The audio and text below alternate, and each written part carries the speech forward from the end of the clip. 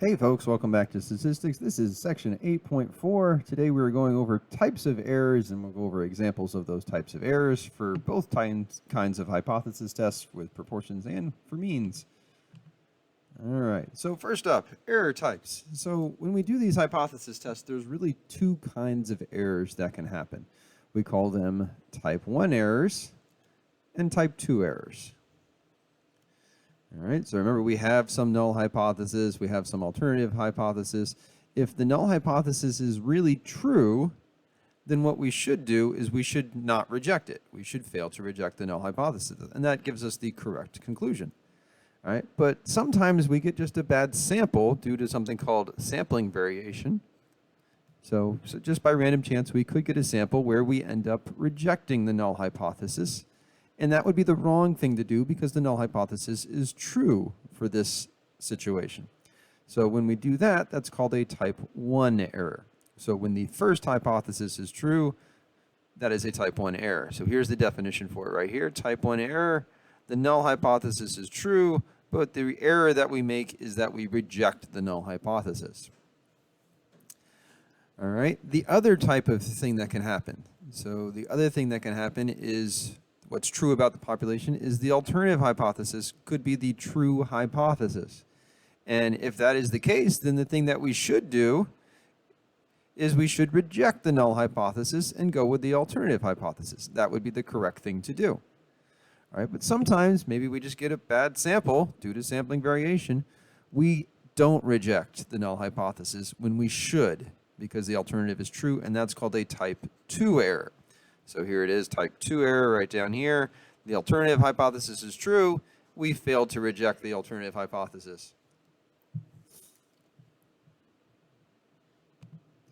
All right, so a type 2 error is when the alternative hypothesis is true and we fail to reject the null hypothesis, or we don't reject the null hypothesis, when the null hypothesis is actually false. All right, so the easy way to remember it, the easy way I like to remember it, is usually we write the ho and the ha, the null hypothesis and the alternative hypothesis in this order. For the type 1 error, the first guy is true. For the type 2 error, the second hypothesis is true. And the error would be, rejecting the true null hypothesis, or the error here would be not rejecting the null hypothesis. All right, so that is how the errors work. Let's try some examples. All right, so we're working with, looks like masks here. So a recent study suggested that wearing a mask is 95% effective at stopping the spread of the common cold. A researcher thinks the true proportion may be less than 95% and performs a hypothesis test to check this claim. So here's our hypotheses. Our null hypothesis is that the true proportion is 95%. Our alternative hypothesis is that the true proportion is less than 95%. Where P is the true proportion of disease prevented by wearing a mask. So describe a type 1 error for this situation. So what I always do first is if it's type 1, that means my first hypothesis, my ho, is true. And then the error that we would make, the wrong thing to do, would be to reject the ho. All right, so now we want to describe that for this population, or for this situation. So what's true is the true proportion is 95%. So 95% of disease, specifically the common cold, is prevented by wearing a mask.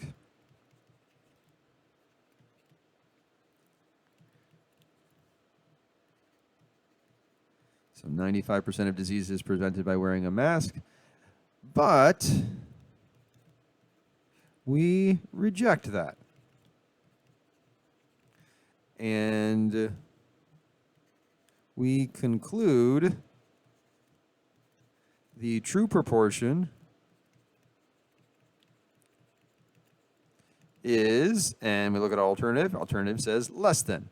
So we're going to conclude that it's less than 95%. So in other words, we think masks aren't really as effective as they actually are.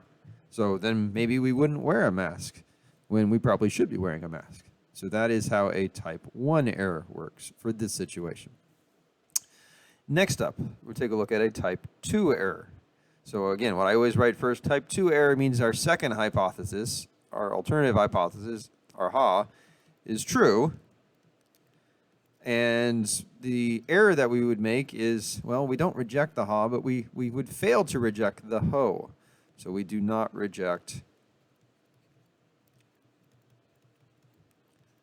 the ho. All right, so in this context, in this situation, what that would mean is the true proportion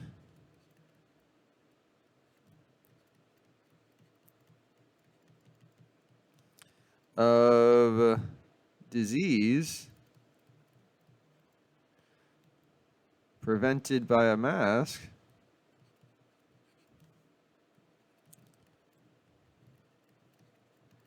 is less than, so this is actually true, is less than 0.95 or 95%. But we conclude that P equals 95% or 0.95 still. So we think it's still 95% when it's actually less than 95%, and that would be a type 2 error. All right. Let's try one with means. So a waiter thinks he can make more money than $20 an hour through tips than by working at a different job. So our null hypothesis is that our mean equals 20. Our alternative hypothesis is that our mean is going to be greater than 20, where mu is the true mean hourly rate a waiter makes. All right, so we'll go back to red here for our type 1 error. So type 1 error is that the ho is true, and we reject the ho. All right, so the first hypothesis is true, so that means the true mean, or the mean hourly rate,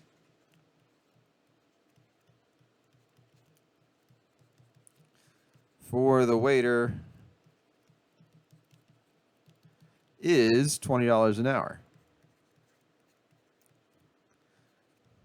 But we're gonna make a mistake. We're gonna reject that. I should probably say we reject that. And conclude it is more than, because our alternative here is more than $20 an hour. All right, so maybe if he got a job offer somewhere else that was, more than $20 an hour, he would reject that job offer because he already thinks he's making more than $20 an hour when he's not really making more than $20 an hour. I know, it's complicated. All right, let's take a look at the type 2 error. So the type 2 error, the second hypothesis, the alternative hypothesis, is the true hypothesis. And the error we would make is we do not reject the ho. So we stick with our null hypothesis as being true. So the error there is that the waiter makes over $20 an hour. So makes more than $20 per hour, but we conclude he makes $20 an hour. All right, so he's actually making more money than $20 an hour, but he thinks he's just making $20 an hour, or we think he's just making $20 an hour. So then maybe if he got a job offer where he would be making more than $20 an hour, he would take it, but he actually might end up having a pay cut because he actually only makes $20 an hour. All right, so that is how we make type 1 and type 2 errors.